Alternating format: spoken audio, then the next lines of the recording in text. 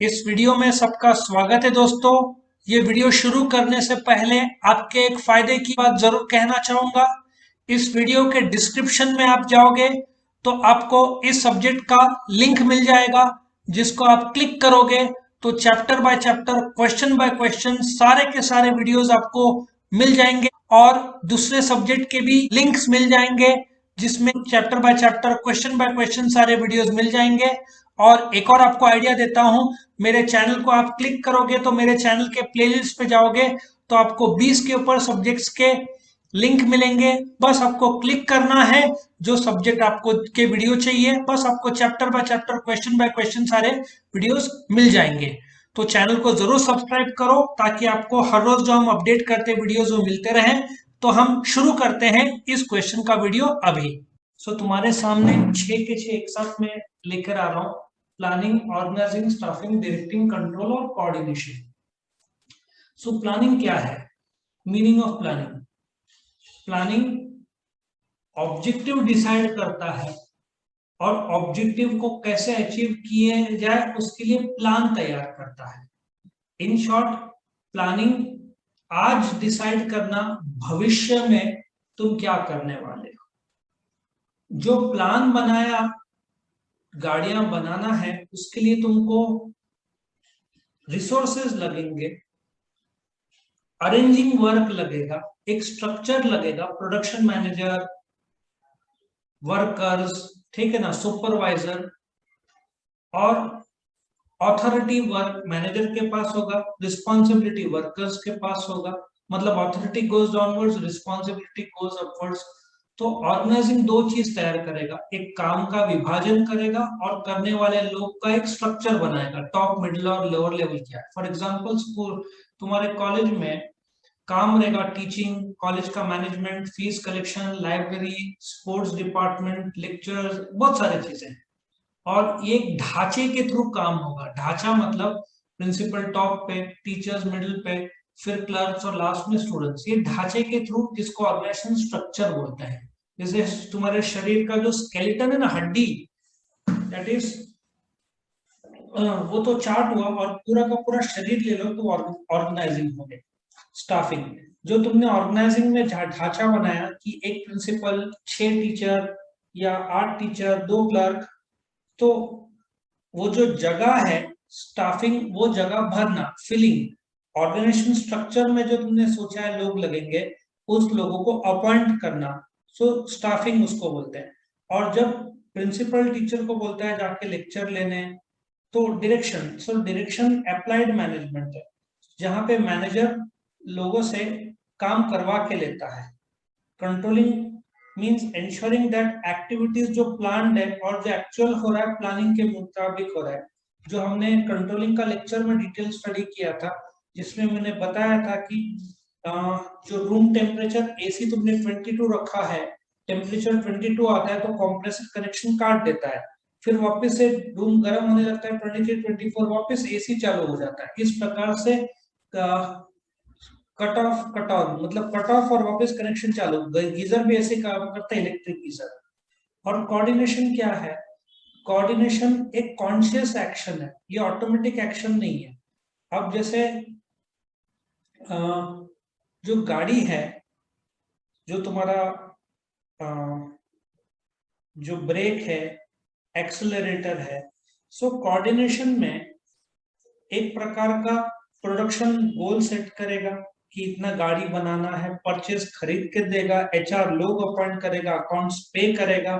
सबको कोऑर्डिनेशन में काम करना पड़ता है। कोऑर्डिनेशन एक ऐसा प्रोसेस ऑफ पुलिंग टुगेदर, अलग अलग भाग है ऑर्गेनाइजेशन के, प्रोडक्शन, परचेज, एचआर, अकाउंट, सबको साथ में लाना पड़ता है, यूनिफाई करना पड़ता है ताकि गोल अचीव करें। अच्छा, प्रोडक्शन से पहले मार्केटिंग वाले गोल सेट करेंगे कि भाई इस महीने 1 लाख गाड़ी बनाना है। जैसे ओला को 1 लाख गाड़ियों का ऑर्डर मिला है, तो सेल्स वालों ने तो टारगेट लेकर आया, लेकिन प्रोडक्शन को बनाना है, परचेज को रॉ मटेरियल परचेज करके देना है, एचआर को लोग अपॉइंट करना है, अकाउंट्स को पे करना है। देखो, मार्केटिंग का रोल आ गया, प्रोडक्शन। मार्केटिंग ने तो गोल बना दिया बेचने का, लेकिन प्रोडक्शन को बनाना पड़ेगा, परचेज को खरीदना पड़ेगा, एचआर को लोग देने पड़ेंगे प्रोडक्शन में, प्रोडक्शन के लिए, और अकाउंट्स को पे करना पड़ेगा। तो सब डिपार्टमेंट का जवाबदारी आता है। फिर डेफिनेशन तो तुमको रट्टा मारना है इसमें। मैंने ऑलरेडी हर जगह पे एक्सप्लेन किया है कि planning, deciding in advance what to do, how to do. In short, planning आज डिसाइड करना है क्या करना है, भविष्य में कब करना है, कैसे करना है, कौन करेगा, ठीक है, और कब होगा। और टू ऑर्गेनाइज मतलब उसको हर चीज प्रोवाइड करना ताकि वो फंक्शन करे, raw material, work in progress, raw material, capital, लोग, ठीक है। और स्टाफिंग मतलब जो जगह तुमने ऑर्गेनाइजेशन स्ट्रक्चर बनाया था, रिक्रूटमेंट मतलब बायोडाटा लाना, सिलेक्शन करना मतलब अपॉइंट करना, डेवलपमेंट और ट्रेनिंग देना, ठीक है, और कॉम्पनसेशन मतलब पगार देना, सैलरी एंड वेजेस मैनेजमेंट बोलते हैं, ठीक है। और सबऑर्डिनेट मतलब जूनियर्स को, टॉप से लेकर जूनियर सबको सही जगह पे भर देना, दैट इज स्टाफिंग। डायरेक्शन, लोगों को बताना क्या करना है, कब करना है, और अपने बेस्ट जो देना है। कंट्रोलिंग, एक मेजरमेंट एंड करेक्शन, मैंने बताया था कि तुमको गाड़ी को 60 स्पीड में रखना है, लेकिन कभी कभार कम ज्यादा होगा, 70 हुआ तो तुम एक्सीलेटर पे प्रेशर कम कर दोगे, 50 हुआ तो बढ़ा दोगे। तो इस प्रकार के मेजरमेंट, करेक्शन, परफॉर्मेंस, ताकि जो प्लान किया है और जो एक्चुअल हुआ है गोल वो अचीव हो सके। कोऑर्डिनेशन एक ऑर्डरली अरेंजमेंट है ग्रुप एफर्ट का, ताकि सब लोग मिलकर काम कर सके, ताकि गोल अचीव हो सके, ठीक है। फिर सीक्वेंस, प्लानिंग पहला फंक्शन है, ऑर्गेनाइजेशन प्लानिंग के बाद बट स्टाफिंग से पहले आता है, स्टाफिंग ऑर्गेनाइजिंग के बाद लेकिन डायरेक्शन से पहले आता है। डायरेक्शन फोर्थ फंक्शन है, ठीक है, जो स्टाफिंग के बाद कंट्रोल से पहले आता है। Control last function of management है। कोऑर्डिनेशन फंक्शन नहीं है बट एसेंस ऑफ मैनेजमेंट है। प्लानिंग का ऑब्जेक्टिव गोल बनाना और गोल कैसे अचीव करना, वो प्लानिंग का मेन ऑब्जेक्टिव है। ऑर्गेनाइजिंग सब रिसोर्सेज को साथ में लाना है। स्टाफिंग सही लोग को सही टाइम में सही कीमत में अपॉइंट करना, ठीक है ना। डायरेक्शन कि सबऑर्डिनेट्स या जूनियर्स को काम का, जैसे प्रिंसिपल टीचर को बोलता है कि सिलेबस आज लेक्चर लो, ताकि आज का जो गोल है सिखाने का, जो प्लान लेक्चर है वो पूरा हो सके। तुमने देखा होगा कि सिलेबस में लिखा रहता है कि 8 लेक्चर्स, 12 लेक्चर्स, देखा है चैप्टर बाय चैप्टर, कब लिखा रहेगा 4 लेक्चर्स, जैसे तुम्हारे सिलेबस में यूनिवर्सिटी के, देखा है तुमने, लिखा रहता है 4 लेक्चर्स, 12 लेक्चर्स, ऐसा यूनिवर्सिटी ऑफ पुणे बोलता है, तो उतना लेक्चर लेना ही पड़ता है टीचर्स को, ठीक है। कंट्रोलिंग की गोल्स अचीव कर सके by comparing the actual with the planned action. और कोऑर्डिनेशन, यूनिटी ऑफ एफर्ट, सबके एफर्ट्स को साथ में लिया जाए, साथ में लेके चला जाए, ताकि कंपनी के गोल्स पूरे हो। कंटिन्यूस, सब के सब तो कंटिन्यूस फंक्शन है, डिस्टिंग्विश में तो बैठेगा नहीं है, लेकिन कोई भी फंक्शन रुकता नहीं है, लगातार चालू रहते हैं सारे फंक्शन। परवेजिव, ये भी परवेजिव मतलब टॉप, मिडिल, लोअर, सबको एक काम करना ही है। तुम बोलोगे वर्कर को क्या प्लान करना है, वर्कर को भी तो प्रोडक्शन, अब तुमने जब गाड़ी सर्विसिंग दी, एक वर्कर को बोला भाई तुझे आज 10 एक्टिवा सर्विस करना है, तो उसको एक एक्सीडेंट गाड़ी है उसमें से, एक सिर्फ ऑयल चेंज है, दूसरे का इंजन ऑयल, दूसरे का ब्रेक ऑयल भी है चेंज, एक में टायर का, तो वो सबसे इजी कौन सा है, जो इसमें सिर्फ ऑयल चेंज है, ले फटाफट कर दो। एक्सीडेंट गाड़ी को वो एंड में रखेगा, छोटे छोटे गाड़ी, इजी गाड़ी को पहले कर देगा। तो प्लानिंग तो वर्कर को भी लगता है। लेवल प्लानिंग, टॉप लेवल, वैसे तो करते सब है, लेकिन पूरा pure form of planning top level function है। ऑर्गेनाइजिंग भी टॉप लेवल है। स्टाफिंग अपॉइंट करना मिडिल लेवल का काम है। डायरेक्शन मिडिल लोअर लेवल को काम देता है। कंट्रोल टॉप और मिडिल लेवल को रखना पड़ेगा भाई, नहीं तो किंगफिशर एयरलाइन अच्छा चल रहा था, कंट्रोल मेरा बंद हो गया। कोऑर्डिनेशन तो सब लेवल पे करना ही पड़ता है।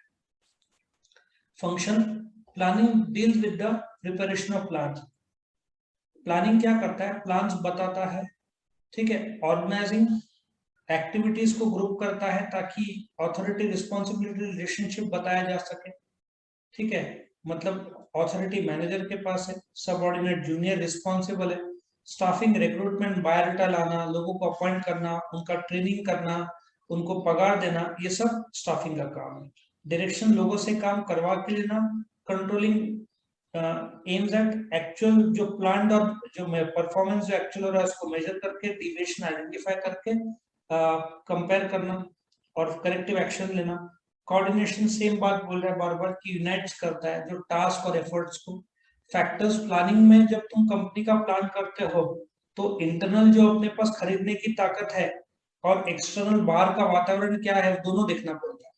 जैसे तुम तुमको पढ़ाई के लिए यूनिवर्सिटी का सिलेबस, तुम्हारे पास कौन से बुक्स है, सब देख के, नेट कनेक्शन है कि नहीं, सब देख के तुम प्लान करोगे। इंटरनल और एक्सटर्नल ऑर्गेनाइजिंग भी, जो तुमको रिसोर्सेज बाहर से आने, कंपनी के पास पेमेंट की जो ताकत है वो चेक करके।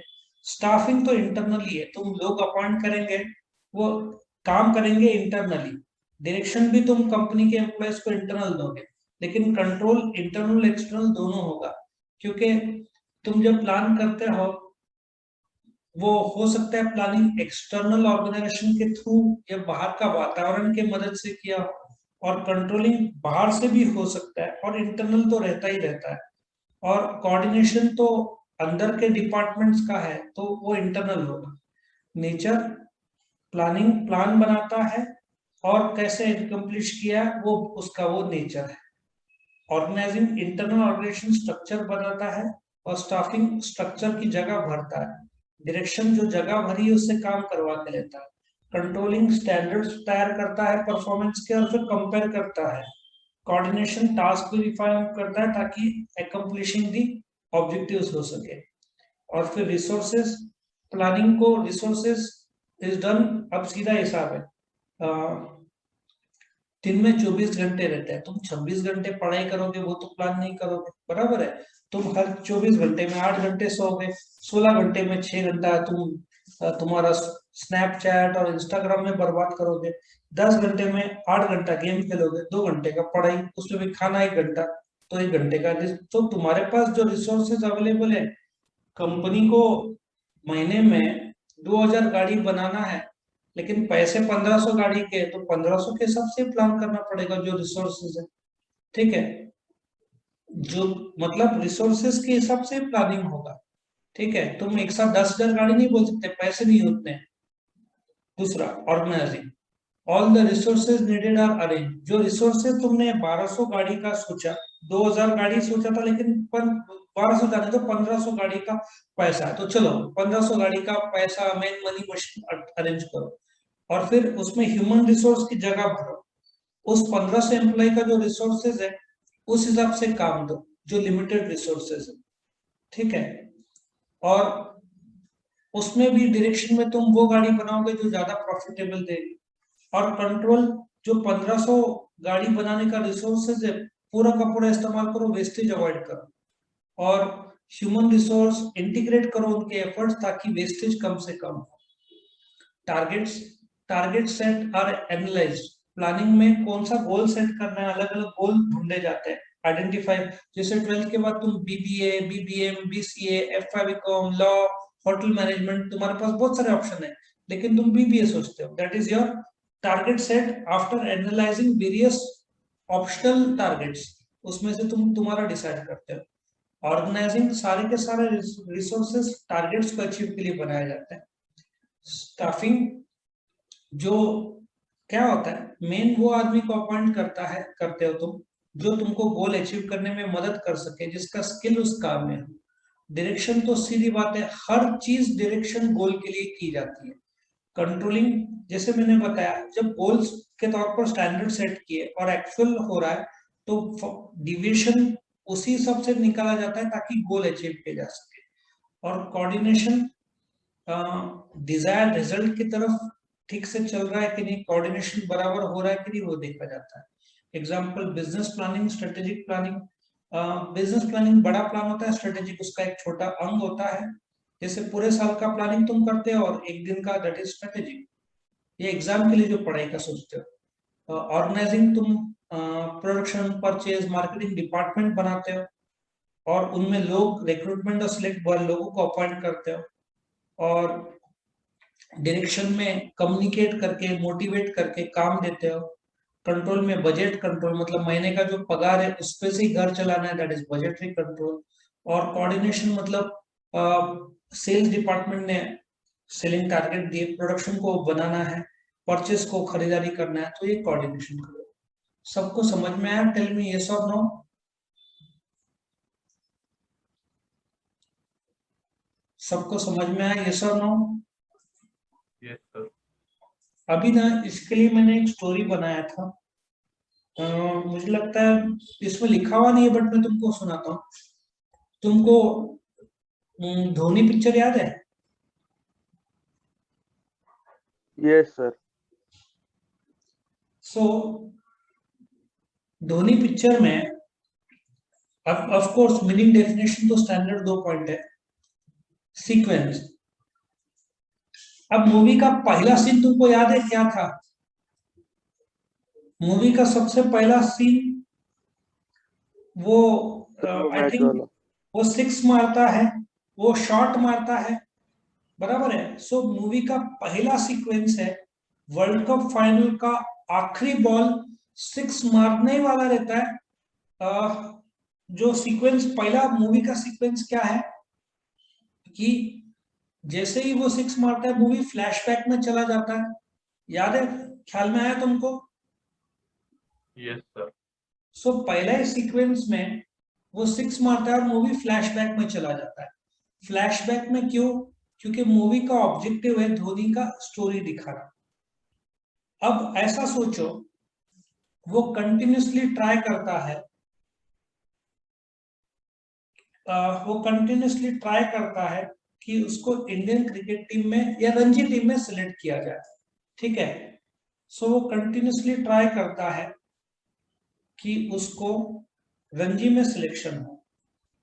वो उसको टीटी का जॉब मिलता है, पता है तुमको? टीटी का जॉब मिलता है ना उसको। Yes, sir.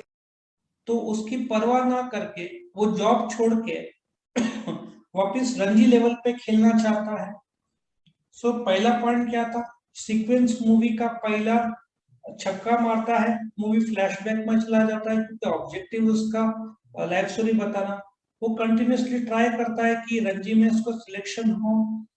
टीटी बनता है पर वो परवाह ना करके वापस से रणजी के लेवल पे खेलना शुरू करता है। ठीक है। फिर उसका सिलेक्शन हो जाता है। फिर याद है वो जूनियर के तौर पर आई थिंक साउथ अफ्रीका जाते हैं एज अ जूनियर। वो इंडिया क्रिकेट टीम में सेलेक्ट होके फंक्शन रहता है साउथ अफ्रीका में, वहां जीत के आते हैं। याद है क्या ये?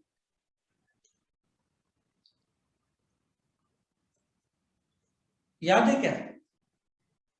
वो as a junior world cup में हो जाता है ना इंटरनेशनल लेवल पे खेलने। याद है क्या पिक्चर? Yes, sir. हाँ, तो वो कैसा ऐसे याद रखना कि वो लेवल पे खेलना चाहता है, उसका जूनियर में सिलेक्ट होता है, फिर वो साउथ अफ्रीका आ जाता है। ऐसा सोचो जूनियर वर्ल्ड कप का फंक्शन रहता है, वहां पे जाता है। फिर वो इतना बढ़िया खेलता है कि सारे फैक्टर्स उसके सपोर्ट में आ जाते हैं और वो इंडियन क्रिकेट टीम में सेलेक्ट होता है। फिर याद है वो प्लेन का सीन में जो एक्ट्रेस रहती है वो उसको पसंद आती है, दिशा पाटनी जो भी एक्ट्रेस है, उसको उसका नेचर बहुत अच्छा लगता है। याद है प्लेन का सीन? Yes, sir. और फिर पहला मैच में वो रन आउट हो जाता है, थोड़ा दुखी हो जाता है। फिर जब सौरव गांगुली उसको फोन करता है कि तू खेलने वाला है, तो याद है वो लकड़े वाले बैट को बोलता है कि वजन थोड़ा कम कर, रिसोर्सेस। याद है होटल रूम में वो उसका बैट का रिसोर्सेस वो देखता है और फिर मैच खेलने जाता है। उसका टारगेट रहता है वर्ल्ड कप जीतना और लास्ट में एग्जाम्पल। तो इस प्रकार से स्टोरी के पॉइंट्स बनेंगे। ठीक है। वीडियो पसंद आया तो लाइक कीजिए, अपने फ्रेंड्स के साथ शेयर कीजिए, उनका भी फायदा हो, और चैनल को सब्सक्राइब कीजिए। Thank you.